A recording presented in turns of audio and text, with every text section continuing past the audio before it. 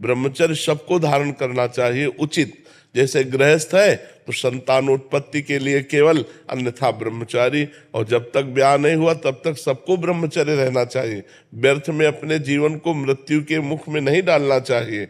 ये व्यभिचार मृत्यु का मुख है, इसमें आपका सर्वनाश हो जाएगा। देखो ना, नए नए बच्चे व्यसन में फंस गए, व्यभिचार से व्यसन में, व्यसन से घोर हिंसा आदि कार्यों में फंस जाते हैं। अब उनको रुपया चाहिए तो माँ बाप को मारते हैं, इधर उधर से चोरी करते हैं, छीना झपटी करते हैं। तो इसलिए हमारे आचरण पवित्र हो, हमारा ब्रह्मचर्य ठीक हो, हमारा आहार ठीक हो, हम शास्त्र स्वाध्याय और सत्संग सुने तो हमारे को निश्चित हमारी चेतना उन्नति को प्राप्त होगी। कमला जी लंदन से। श्री हरिवंश। श्री हरिवंश महाराज जी, गुरुदेव भगवान, आपने एकांतिक में सुनाया था महाराज जी, एक श्लोक बता रहे हैं, सदानंदम वृंदावन लता, वो वाला महाराज जी। इस मंत्र या इस श्लोक बहुत ही शक्तिशाली मंत्र है। इससे इस लोक या परलोक की जो भी चाहना हो जल्द ही पूर्ण हो जाती है। तो गुरुदेव, परलोक सुधारने के लिए राधा नाम जाप करें या ये श्लोक पाठ करते रहें, कौन बेहतर हो? जो रुचि लगे, जो रुचि। अगर मंत्र में रुचि है, बहुत पावरफुल मंत्र, इसका हमने स्वयं जप किया है। ये सुधा निधि में 150वां श्लोक है। सदानंदम वृंदावन नवलता मंदिर वरे स्वमंदे कंदर्पेण मद कलाद रति कौतुक रश्म किशोरम तज्ज्योतिर्युगल मति घोरम मम भवम ज्वलज्वालम सीतै सुपदम करंदे समयतु। अब इतना बड़ा श्लोक बार बार कोई जपे तो स्मृति प्रवीण हो तो जप सकता है, नहीं तो एक बोझा सा लगता है ना। और राधा राधा राधा राधा राधा सहज सरल है, पर अगर जप पावे तो कुछ समय तक इसका जप करे तो बहुत लाभ प्राप्त होता है, बहुत लाभ प्राप्त होता है। फिर एक अभ्यास बन जाता है। अब जैसे अपने लोग पहले जप किए थे, अब निज मंत्र का जप करते हैं। जो निज मंत्र गुरु जी ने दिया, अब उसका सदैव जप तो कुछ देर ये जप लिया करो, कुछ देर शरणागत मंत्र, फिर से समय राधा राधा जप लिया करो। जब अपवित्र शरीर हो तब राधा राधा जप लो, नहीं पवित्र अवस्था में मंत्र जपो, ये श्लोक जप लो। आयुष जी बेंगलोर से। श्री हरिवंश। श्री हरिवंश महाराज जी, महाराज जी, भगवत प्राप्ति के लिए पाप और पुण्य दोनों शून्य होना अनिवार्य है, अनिवार्य ऐसा सुना जाता है। महाराज जी, पूर्व के संचित पाप तो नाम जप से मिट जाते हैं, परंतु पूर्व संचित पुण्य कैसे शून्य किए जा सकते हैं? जो तुम्हें प्रणाम करता, जो तुम्हें प्रणाम करता है, जो तुम्हारी प्रशंसा करता है, जो तुम्हें अन्न देता है, जो तुम्हें वस्त्र देता है, वो सब तुम्हारे पुण्य ले जाता है। जो तुम्हारी निंदा करता है, तुम्हारा अपमान करता है, तुम्हें दुख मिलता है, तुम्हारे पाप नष्ट हो रहे हैं। और पुण्य और पाप दोनों भगवान की कृपा से एक साथ नष्ट हो जाते हैं। जैसे इतना आनंद मिला भगवद आनंद की, सारे पुण्य क्षीण हो गए, सारे पुण्य खर्चा हो गए। और इतना विरहाग्नि जली भगवान के प्रति दुख हुआ कि सारे पाप नष्ट हो गए। पाप और पुण्य जहाँ शुभ अशुभ दुर्ग विध्वंस बल तब जयति जयति जग उच्चरे। शुभ पुण्य और अशुभ पाप, पाप और पुण्य जहाँ नष्ट हुए तहाँ भगवदानंद के प्रभाव में वो अपने आप को देख पाता है, मैं भगवान का स्वरूप हूँ, मैं भगवान का तेज रूप अंश हूँ, वो अनुभव कर पाता है। तो भगवत भजन के द्वारा पाप और पुण्य दोनों का नाश होता है। खूब भजन करो, भजन से जब आनंद मिलता है तो पुण्य क्षीण हो जाते हैं। पुण्य सुख देते हैं ना, और जब भगवान के मिलन की विरहाग्नि जलती है तो सारे पाप नष्ट हो जाते हैं। पाप और पुण्य दोनों नष्ट हो गए तो भगवत प्राप्ति हो गई। तपस्या दास जी कोलकाता से। श्री हरिवंश महाराज जी, महाराज जी, अगर हमारी मनसा किसी को बुरा पहुंचाने की नहीं हो और उसे हमारे कथन से कष्ट हो, क्या उसका भी पाप हमें लगता है? हाँ, संभालना चाहिए। हमारे कथन से उसको कष्ट हो तो संभालना चाहिए। वाणी एक अमोल है, जो कोई बोले जान, ये तराजू तौल के तब मुख बाहर आन।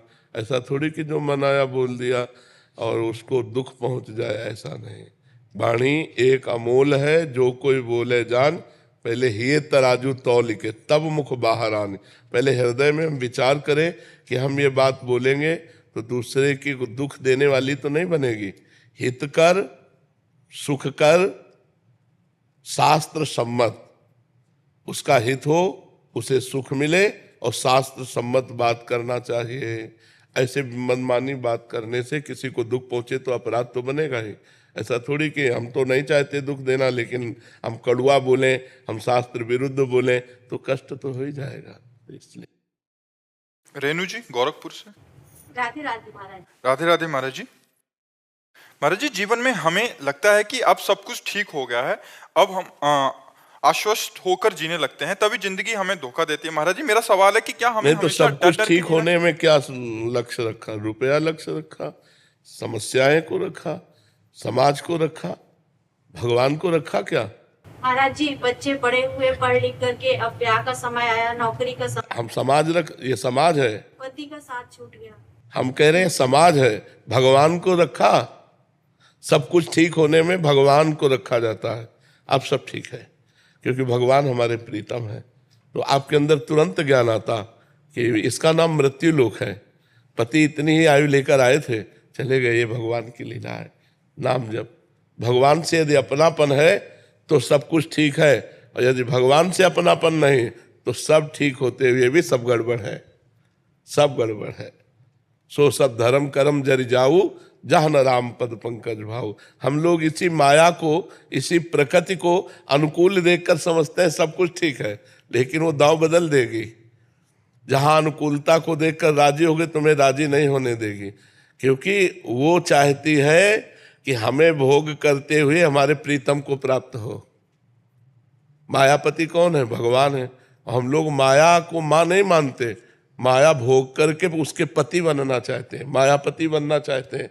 और जहाँ देखा सारी अनुकूलता, तो उसको क्या एक सेकंड में ऐसी प्रतिकूलता पैदा कर दी, सब अनुकूलता धूल धूसरित हो गई। अनुकूलता का तात्पर्य भगवान के हो जाना, अनुकूलता का तात्पर्य भगवान का भजन करना। समय है आपका, जितना समय है मृत्यु लोक में उतना ही रह सकते, इसके बाद ट्रांसफर, शरीर छोड़ो और दूसरी जगह जाओ। इसका नाम पहले सोच लो क्या है? मृत्यु लोक। यहां मरोगे, सब मरोगे, हम मरेंगे, तुम मरोगे, सब मरेगा। अच्छा, इसका समय नहीं निश्चित हमारी जानकारी में, लेकिन भगवान के यहां से तो निश्चित है ना।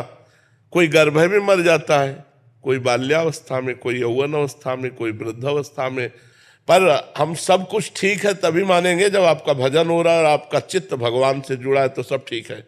और भगवान से नहीं जुड़ा है तो फिर कहा हनुमंत विपत्ति प्रभु सोई, जब तो सुमिरन भजन न हुई। अगर भगवान से चित्त नहीं जुड़ा तो वही विपत्ति है, वही क्षण, वही सबसे बड़ी हानि है, वही सबसे बड़ा दुख है। सुदेश जी दिल्ली से। श्री हरिवंश महाराज जी, गुरुदेव, घर में सभी का भाव श्री जी की सेवा के अनुकूल नहीं है। कुछ दिन सेवा सहज से होती है, किंतु फिर एक असहजता सी हो जाती है। जैसे ही घर में खुशी या प्रतिकूल का वातावरण होता है, सेवा छूट जाती है, ठीक से भजन भी नहीं होता। महाराज जी, ऐसा क्या करूं? जैसे बहुत ऊंची स्थिति नहीं है, पर एक आदमी अज्ञानी जैसी स्थिति है अभी। हम ये कहते हैं पूरे घर को हम भक्त नहीं बना सकते। भक्त बनना चाहे तो बन सकते, हमको अपनी भक्ति में देखना चाहिए, हमको अपना सुधार करना चाहिए। घर वाले जैसा करें, भगवान की कृपा, लेकिन हमको चाहिए कि हर परिस्थिति में भगवत सेवा, हर परिस्थिति में भगवत भजन। अगर शरीर से सेवा भी नहीं हो रही तो चित्त भगवान से जुड़ा हुआ है। हम सबको भगवान का भक्त नहीं बना सकते। ये बनना चाहे तो बन जाएंगे, अगर ना बनना चाहे तो हमारी ताकत नहीं कि हम किसी को एक बार राधा बुलवा सके, किसी को एक बार दंडवत करवा सके ठाकुर जी के सामने, हमारी ताकत नहीं। वो बनना चाहते हैं तो हमारी ताकत काम करेगी। ऐसे ही आप मान लो भक्त हैं, आप चाहते हैं कि आपका पूरा परिवार भक्तिमय रहे, तो आपकी चाहना से पूर्ति नहीं होगी। परिवार भी यदि चाह करे कि मैं भक्त बन जाऊं तो बन सकता है, अन्यथा केवल हमारी चाह से थोड़ी हो सकता है। तो हमको क्या करना चाहिए? दुखी नहीं होना चाहिए। भगवान की लीला समझ करके उसका त्याग करो भाव का, कि सब भगत बन जाए, आप भगत बन जाओ। आप रात दिन भगवान का भजन करो, आप रात दिन भगवान की सेवा में रहो, तो आपके भजन का प्रभाव परिवार में क्या, मोहल्ले में पड़ने लगेगा। मम भक्ति युक्तो भुवनम पुनात, मेरा भक्त भुवन को पावन कर सकता है। भगवान कहते हैं भुवन माने लोक को सातरत लोकांतारयति। तो आप अपनी भक्ति को बढ़ाओ तो आपके परिवार में उसका रंग पड़ जाएगा। जैसे कोई ऐसी स्थिति आती है कि हम लोग गृहस्थ में इतने बिजी हो जाते हैं कि मतलब किसी चीज के लिए भी टाइम नहीं निकल पाता, बिल्कुल ही। उस समय इतना गिल्ट रहता है कि आज कुछ भी नहीं किया, नाम जप नहीं हुआ, आज सेवा नहीं। हमें लगता है कि नाम जप केवल माला के द्वारा ही होता है क्या? अगर हम रसोई बना रही राधा राधा राधा राधा, सोनी लगा रही राधा राधा राधा राधा राधा, रिश्तेदारों से मिल रही राधा राधा, हमें तो लगता है भजन करना बहुत बढ़िया आनंददायक विषय है। कोई भी कितना भी बिजी जीवन हो, भजन नहीं छोड़ा जा सकता। और अगर बिजी जीवन में भजन छूट गया तो आपको माया इतना बिजी रखेगी कि भजन कर ही नहीं पाओगे। एकांत में बैठ के उसका चिंतन होता है फिर माया का, वो आए थे उन्होंने ऐसा कहा, वो करना, इसके बाद ये करना, इसके बाद वो करना है, तो भजन किससे करोगी? मन और तन माया में लगे तो भजन किससे करोगी? तन माया के कार्यों में लगे और मन ठाकुर जी के चिंतन में लगे। अपनी सेवा छूट जाती है जैसे जिस दिन, तो फिर हाँ तो करो ना, कितना भी बिजी जीवन हो ठाकुर जी की सेवा भाव से होती है। अब जैसे आप लोगों को परोस रहे, पवा रहे हो, भाव आपके है, तो सब में ठाकुर जी तो बैठे हैं, रिश्तेदारों में भी ठाकुर जी बैठे, परिवार, ठाकुर सेवा कभी नहीं छूट सकती। ठाकुर जी के लिए जो तुम्हारे अंदर भाव है ना, वो सेवा कर देगा। जैसे भाव की यार इस समय ठाकुर जी को स्नान करा के श्रृंगार करने, अब आपका श्रृंगार शुरू, आपका मन भाग रहा है ना ठाकुर जी की तरफ, ठाकुर जी सेवा स्वीकार कर रहे हैं। अब ठाकुर जी की सेवा में बैठे, सेवा ठाकुर जी की, और चिंतन संसार का हो रहा गलत, संसार का चिंतन कर रहे, ठाकुर सेवा में मन लगा, बहुत बढ़िया स्थिति है।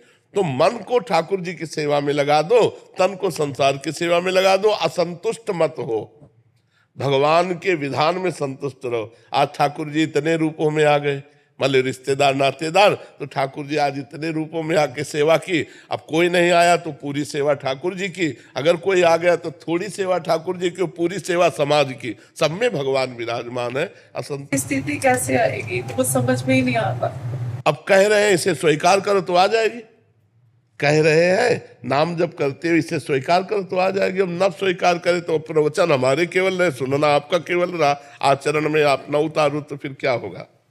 मुस्कान जी। श्री हरिवंश महाराज जी। महाराज जी, मुक्ति क्या है?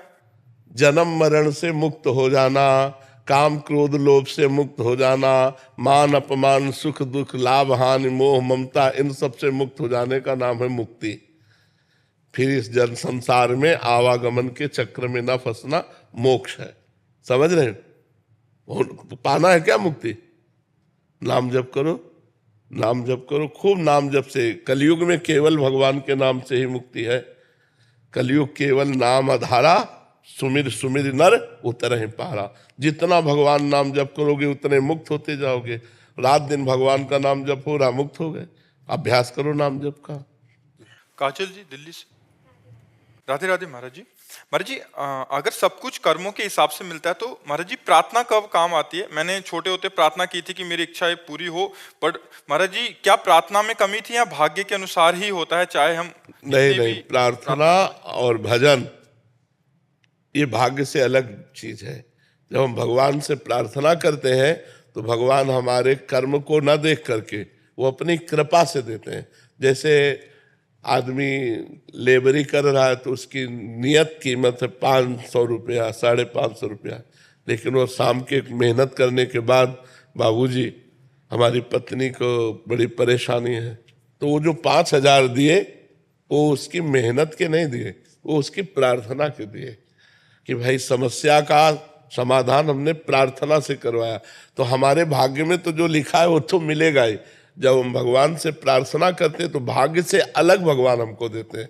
वो जो बात हमारी बनती है प्रार्थना से, वो भाग्य नहीं होता, वो भगवान की प्रार्थना। और अगर प्रार्थना पूरी ना हो तो क्या समझना चाहिए? भगवान मंगल भवन है, वो पूरी कर देते तो अमंगल हो जाता, इसलिए वो भगवान पूरी नहीं किए क्योंकि मंगल भवन है। पर हमारे मन में था कि वो होना ही चाहिए था। हाँ, ये हमारी कमजोरी है, ये हमारी कमजोरी। जैसे हम चाहते हैं कि अगर ये मुकदमा जीत जाए, इतना रुपया मिल जाए, हमारी नौकरी लग जाए तो हमारा मंगल हो जाएगा भगवान। और भगवान को पता नहीं, मुकदमा जीत गए, नौकरी लग गई, सब तो तुम माया में फंस जाओगे। तुमको हम ऐसी विपत्ति देंगे कि हमारे सिवा तुम्हें कुछ और अच्छा ही ना लगे। तो हर जगह हर रास्ते काट दिए, अब तुम निराश हो गए। जब निराश हो गए, कोई साथ नहीं दे रहा, तब आया हे शरण शरण भगवान, आपके सिवा हमारा कोई। वो सत्य मार्ग में चल पड़ा, वो भगवान के मार्ग में चल पड़ा, वो अंदर से ग्रस्त होते हुए भगवान का महान भक्त बन गया। भगवान मंगल भवन है, अमंगल होने नहीं देंगे, और जिससे अमंगल होगा वो प्रार्थना पूरी नहीं करेंगे। अब हमारी दृष्टि और भगवान की दृष्टि में तो अंतर है ना। हमारी दृष्टि में कि यार अमंगल हो गया, हम अगर हमारी कामना पूर्ति हो जाती तो भगवान का क्या चला जाता। लेकिन वास्तविक मानिए आपकी उस कामना पूर्ति में आपका अमंगल था, आगे चलकर आपका मंगल हो जाता, भगवान ने इसीलिए विघ्न डाल दिया। तो भगवान की कृपा सदैव मंगल करती है, अमंगल नहीं करती। तो ये भगवान की कृपा ही है, ऐसा समझना चाहिए। हमारी सोच और भगवान की सोच में अंतर, हर जगह कृपा होती है। तो हमारी कामना ना पूर्ण होना, हमारी प्रार्थना ना सुनना, ये भी भगवान की कृपा है कि उसमें कोई ना कोई अमंगल है। तो भगवान की हर परिस्थिति में हम कृपा का अवलोकन करें। भगवान हमारी यदि मांग पूरी ना करे तो पक्का समझना वो मांग अगर पूरी हो जाए तो हमारा मंगल हो जाए, हमारा मंगल हो जाता है। जी सागर जी, शिप्रा जी, राधे राधे। राधे राधे महाराज जी। महाराज जी, जीवन में संतोष का अर्थ क्या है? यथा लाभ, जैसी परिस्थिति है उसमें हम राजी रहें। जोई प्यारो करे सोई मोहि भावे। हम जैसी भी परिस्थिति आवे उसमें हाँ स्वीकृति है, हमारी कोई परेशानी नहीं। चाहे वो दुख वाली परिस्थिति हो, चाहे सुख वाली परिस्थिति हो, अनुकूल परिस्थिति हो या प्रतिकूल परिस्थिति हो, दोनों परिस्थितियों में राजी रहना संतोष है। गज धन गोधन बाज धन और रतन धन खान, जब आवे संतोष धन सब धन धूर समान। संतोष धन सबसे बड़ा संतोष। संतोष यथा लाभ संतोष सदा, काहू सो कछु न चाहूंगो। किसी से कोई चाह नहीं, कोई परिस्थिति का परिवर्तन करने की चाह नहीं। जैसी परिस्थिति उसी में राजी रहना, ये संतोषी पुरुष का लक्षण है। तो संतोष की सीमा है किसी से कोई चाह ना करना, जैसी भी परिस्थिति हो उसी परिस्थिति में राजी रहना। पर है बहुत कठिन। दुख की परिस्थिति में कौन राजी रहेगा? है प्रतिकूल परिस्थिति में कौन राजी रहेगा? अपमान में कौन राजी रहेगा? वही राजी रहेगा जो भक्त है। अगर भक्त नहीं है तो नहीं, राजी नहीं रह सकता। भगवान का भक्त है तो सोचता है भगवान ने अपमान दिया है तो कुछ ना कुछ हमारा अमंगल नष्ट होगा। भगवान ने ये दुखद परिस्थिति दी है तो कोई ना कोई अमंगल का नाश होने वाली है, अब हमारा महामंगल होने वाला है। ऐसा भाव विचार ही हमको सहा सकता है कि जैसे अब थोड़ा क्षण रह गया रात्रि का, अभी सुबह होगा, सूर्योदय होगा, अंधकार नष्ट हो जाएगा। तो हमारा जो सुबह होने की आकांक्षा है ये अंधेरे को सहा देगी। ऐसे ही सुख की आकांक्षा दुख को सहा देती। ये दुख आया है, कुछ क्षणों बाद नष्ट हो जाएगा, इसमें भी मंगल विधान है। भगवान कोई ना कोई मंगल हमारा कर रहे हैं। तो हमारी जो सहनशीलता है वो धैर्यपूर्वक बनी रहेगी और हम उसको सह जाएंगे। सहनशीलता ही संतोष है। सुख में फूले नहीं और दुख में भूले नहीं। भगवान को कितना भी दुख आवे भूले नहीं, सुख में अहंकार ना करे, धैर्यपूर्वक रहे, यही संतोष। महाराज जी, वृंदावन वास की इच्छा करनी चाहिए कि नहीं करनी चाहिए। वृंदावन वास की, भजन की, भगवान की प्राप्ति की, संत समागम की, इसकी तो इच्छा भगवान से करनी चाहिए। हे भगवान हमें संत समागम प्राप्त हो, हे भगवान हमसे खूब भजन बन जाए, हे भगवान आपके धाम का दर्शन हो जाए, हे भगवान आपका नाम खूब जप करें और आपका दर्शन पालें। ये तो कामना करनी चाहिए। इसी कामना के बल से तो सांसारिक कामनाओं का त्याग होता है। अगर ये कामनाएं नहीं करेंगे तो सांसारिक कामनाएं होती रहेंगी। इन्हीं कामनाओं के बल से हम कामना के त्यागी बनते हैं। इच्छा से इच्छा का नाश, कामना से कामना का नाश। तो सत कामना से असत कामना का नाश, सत वासना से असत वासना का नाश। समझ पा रहे? अपने प्रयास से हो जाएगा क्या वृंदावन वास? अपने प्रयास से हो जाएगा? कामना करो, श्री जी से रो और श्री जी कृपा कर दे तो हो जाएगा। जिनको वृंदा विपिन है, कृपा तिन्हि की होए, वृंदावन में तब ही तो रहन पाए है सोए। जिनका वृंदावन है वो कृपा कर दे तो वृंदावन वास हो जाएगा। अपने पैसे के बल से या अपने बुद्धि बल से धाम वास नहीं होता। भगवान कृपा करे, श्री जी कृपा करे, तब धाम में मन ठहरे। मन ठहरे तब तो वास का मतलब रहा। वृंदावन वास बहुत कठिन है, बहुत कठिन है। कृपा पूरी हो गई लेकिन जननी जनक बंधु सुतदारा, तनु धन धाम सुहृद परिवारा, सबकी ममता ताग बटोरी, मम पद मनहि बांध बरटोरी। श्री जी तो कृपा पूरी किए लेकिन श्री जी को छोड़ करके बहू, बेटा, लड़का, बच्चा, परिवार अगर ये अधिक प्यारे लग रहे तो कृपा को ठुकरा कर आप चले जाएंगे। और अगर इनकी ममता श्री जी के चरणों में तो हर कष्ट सहकर आप वृंदावन वास करें। पर महाराज जी यही साथ देता है यंत्र गृहस्थ में, क्योंकि फिर सत्संग लगा के सुन लेते हैं। तो उच्च देखो, जड़ चेतन गुण दोष में विश्व कीन करतार, संत हंस गुण गाहे पे परिहरि वार विकार। जड़ चेतन जितना रचा गया इसमें दोनों बने हैं, गुण और दोष। तो अगर मोबाइल का गुण ग्रहण करो तो बढ़िया बात है। हर समय किसी भी संत के आप प्रवचन सुन सकते हैं, अपनी समस्या दूर देश तक पहुंचा सकते हैं, और गलत देखो तो गलत गलत बातें देखकर नष्ट भी हो सकते हो। तो हम दोष ना देखें तो हर चीज हमारे को भगवान की प्राप्ति में सहयोग दे सकती है। मोबाइल भी दे सकता है, मोबाइल के बल से तो यहाँ बैठे हो। अगर ना आप क्लिप देखे होते तो यहाँ कैसे आ जाते? वृंदावन आने की, संत दर्शन की, संत समागम की इच्छा मोबाइल ने ही प्रकट की। तो मोबाइल के वो दोष जो वो ना देखो, अगर सतमार्ग की बातें देखो तो। पर क्या होता है कि मन अच्छी बातें कम देखना चाहता है, बुरी बातों में ज्यादा लगता है। गेम खेलना, ये वो सब गंदी बातें, गंदी रीलें पहले लगता था, अब तो सुन के है ना। सत्संग का यही प्रभाव है कि कुसंग छुड़ा करके भगवत मार्ग में दृढ़ कर देता है। जैसे आप कह रहे हैं कि आप क्लिप देखकर ही वैसे ही आए, मैं विदेश में रहती हूँ, मनोरंजन की सब चीजें छोड़ दी, कोई टीवी में कुछ नहीं देखते, फिर भी आकर्षण इतना ज्यादा है हर तरफ से। नाम जप करो, नाम जप सारे आकर्षणों को मिटा देगा। मतलब आपसे सही कहते हैं, डट के जब भजन किया तो अच्छा ही लगना बंद हो गया। अब जैसे हमसे पूछा जाए आपको क्या चाहिए, तो खोजने पर, घंटों खोजने पर कुछ नहीं समझ में आएगा कि क्या चाहिए, कुछ नहीं।